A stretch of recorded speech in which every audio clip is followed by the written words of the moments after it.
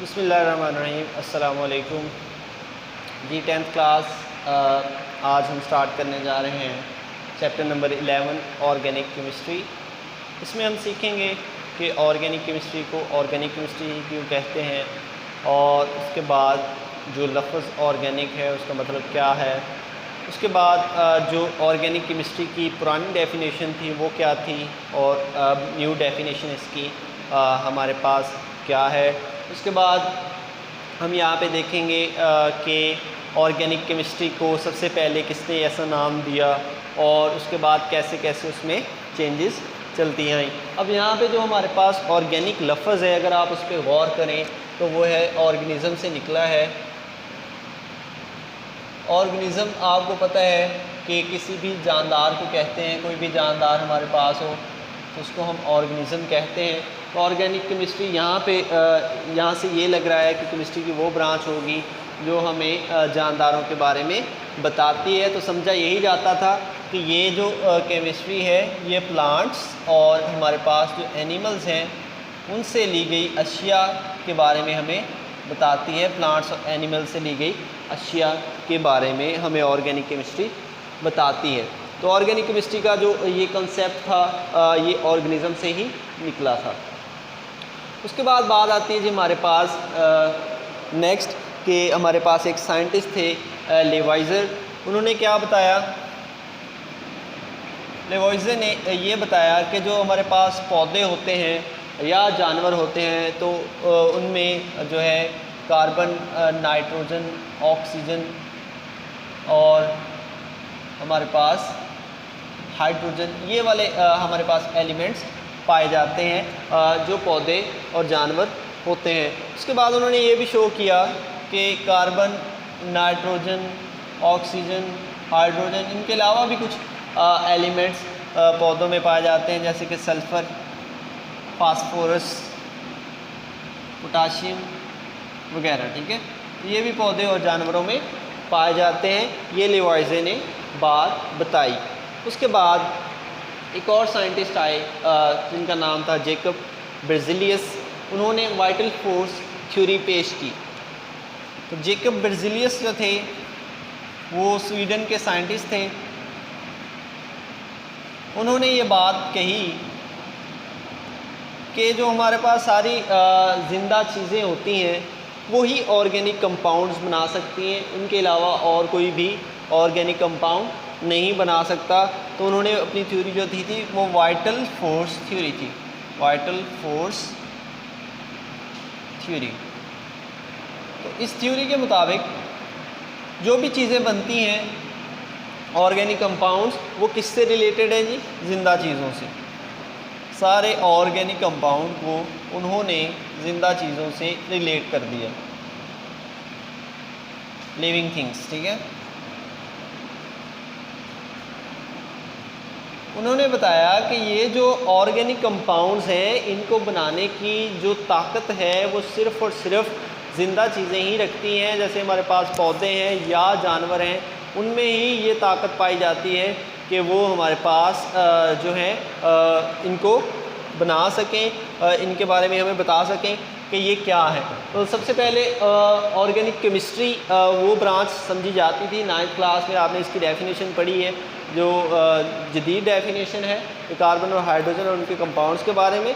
लेकिन पहले इसकी यही बात की जाती थी 1828 से पहले कि ऑर्गेनिज़म से हासिल किए जाने वाले केमिकल कंपाउंड जो हैं अगर उनके बारे में पढ़ा जाए तो वो ऑर्गेनिक केमिस्ट्री होगी। मतलब प्लांट्स और एनिमल्स के बारे में अगर पढ़ा जाए और उनमें मौजूद एलिमेंट्स के बारे में पढ़ा जाए तो वो हमारे पास ऑर्गेनिक केमिस्ट्री होगी। तो जेकब बेrzelius ने अपना जो है थ्योरी पेश की कि वाइटल फोर्स थ्योरी के ऑर्गेनिक कंपाउंड्स वो सिर्फ़ और सिर्फ लिविंग थिंग्स के जो हवाले से पढ़े जाते हैं। उसके बाद हमारे पास साइंटिस्ट आए वोलर, जिन्होंने ये तमाम जो नज़रियात थे इनको ख़त्म कर दिया। वोलर ने क्या बताया, वोलर ने जो है एक इनऑर्गेनिक कंपाउंड को लेकर उससे एक ऑर्गेनिक कंपाउंड को तैयार किया इन 1828। 1828 में उन्होंने उसे तैयार किया। उन्होंने क्या किया, उन्होंने अमोनियम साइनेट लिया। अमोनियम साइनेट को उन्होंने हीट किया हीट करने के बाद यहाँ से उन्होंने एक ऑर्गेनिक कंपाउंड तैयार किया जिसे हम यूरिया कहते हैं। तो यूरिया जो है उसको तैयार कर लिया गया जो कि एक ऑर्गेनिक कंपाउंड था। तो वोलर ने जी 1828 में अमोनियम साइनेट को लेते हुए उसको हीट किया तो हमारे पास यूरिया बना। यूरिया जो कि एक ऑर्गेनिक कंपाउंड है और ये हमारे पास एक इनऑर्गेनिक कंपाउंड था, नॉन लिविंग चीज़ था। नॉन लिविंग चीज़ से हमने एक ऑर्गेनिक कंपाउंड को हासिल कर लिया। तो ये जो तमाम बातें थी ऊपर कि ऑर्गेनिज्म, प्लांट और एनिमल्स, या फिर जो ब्राज़िलियस साहब ने कहा था कि जो हमारे पास वाइटल फोर्स थ्योरी उन्होंने पेश की कि ज़िंदा चीज़ें ही ऑर्गेनिक कंपाउंड्स बना सकती हैं, तो वो सारा कुछ यहाँ पे गलत साबित हो गया। 1828 में जब वोहलर ने अपने जो है अमोनियम साइनेट से उन्होंने यूरिया को तैयार किया जो कि एक ऑर्गेनिक कंपाउंड था। अब यहाँ पर जो डेफिनेशन हम पढ़ रहे थे ऑर्गेनिक कंपाउंड्स की कि ऑर्गेनिक कंपाउंड तो सिर्फ और सिर्फ जानदारों से ही हासिल किए जाते हैं, तो उसकी वो डेफिनेशन जो है वो रद्द कर दी गई। तो न्यू डेफिनेशन हमारे पास ऑर्गेनिक केमिस्ट्री की बन गई कि ऑर्गेनिक केमिस्ट्री क्या है। रिवाइज्ड उसकी डेफिनेशन हमारे पास बनेगी कि the branch of chemistry, the branch of chemistry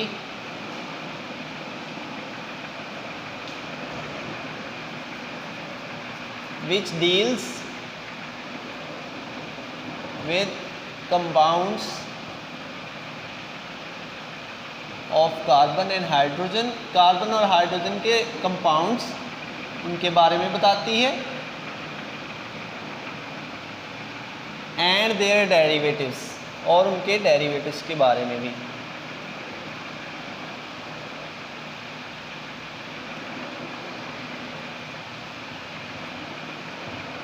तो ऑर्गेनिक केमिस्ट्री की वो शाख है जो ऑर्गेनिक कंपाउंड जो कि कार्बन और हाइड्रोजन से बने हो या उनके डेरिवेटिव्स उनके बारे में हमें बताती है। तो ये न्यू डेफिनेशन बनी ऑर्गेनिक केमिस्ट्री की 1828 में जब वोहलर ने एक नया कंपाउंड बनाया जो कि एक नॉन लिविंग सब्सटेंस से उन्होंने बनाया था।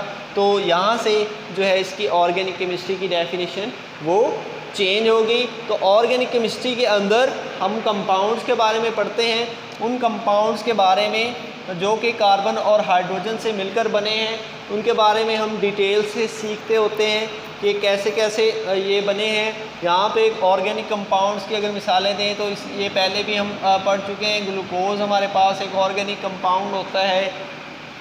उसके बाद हमारे पास CH4 भी ऑर्गेनिक कंपाउंड है। उसके बाद ये यूरिया बजाते खुद जो हमारे पास होती है एक ऑर्गेनिक कंपाउंड होती है। उसके बाद बहुत सारी और चीज़ें हैं जैसे कि प्रोटीन्स हमारे पास होते हैं। प्रोटीन्स ये भी हमारे पास ऑर्गेनिक कंपाउंड हैं। अगर लिपिड्स की बात करें वो भी हमारे पास ऑर्गेनिक कंपाउंड्स हैं। विटामिन्स भी होते हैं हमारे पास ये ऑर्गेनिक कंपाउंड्स में।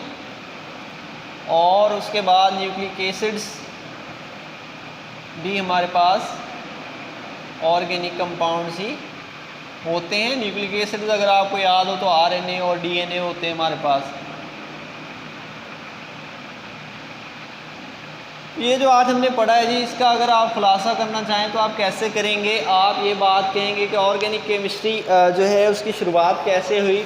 ऑर्गेनिक जो लफ्ज़ है वो ऑर्गेनिज़म से ही डिराइव्ड है। तो ऑर्गेनिज़म का मतलब है जानदार, पौधे और जानवर या माइक्रो ऑर्गेनिज़म। उन सब की जो अंदर केमिकल कंपाउंड्स पाए जाते थे अगर उनके बारे में हम पढ़ते तो उसे कहते हैं ऑर्गेनिक केमिस्ट्री। तो लेवाइजे ने कहा कि जो पौधे हैं या जानवर हैं उनमें कार्बन, नाइट्रोजन, ऑक्सीजन और हाइड्रोजन पाए जाते हैं और उसके अलावा हो सकता है उनमें फास्फोरस, सल्फ़र और पोटाशियम भी पाए जाएं।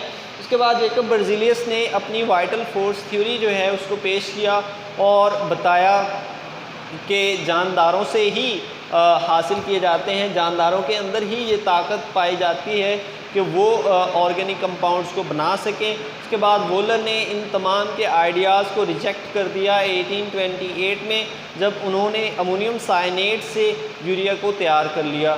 उसके बाद ऑर्गेनिक केमिस्ट्री की डेफिनेशन जो है वो चेंज हो गई कि ऑर्गेनिक केमिस्ट्री की वो ब्रांच होती है जो कार्बन, हाइड्रोजन और उसके डेरिवेटिव्स के बारे में हमें बताती है। जिस तरह हमारे पास ग्लूकोज होता है या फिर हमारे पास मीथेन होती है, यूरिया होती है। इसके अलावा हमारे जिस्म में जितने भी कंपाउंड्स पाए जाते हैं उन सब के बारे में भी पढ़ती है, जैसे कि प्रोटीन्स हैं, लिपिड्स हैं, विटामिन्स हैं और न्यूक्लिक एसिड्स हैं। वो सारे हमें ऑर्गेनिक केमिस्ट्री ही बताती है, उनके स्ट्रक्चर्स क्या हैं और उनके फंक्शंस क्या हैं और हमारे बॉडी की किस तरह वो हेल्प करते हैं। कल जो हम सीखेंगे वो ऑर्गेनिक कंपाउंड्स को लिखने के तरीके सीखेंगे, उनके बारे में हम डिटेल से पढ़ेंगे। मिलते हैं अगले टॉपिक के साथ, अपना ख्याल रखिएगा, अल्लाह हाफिज़।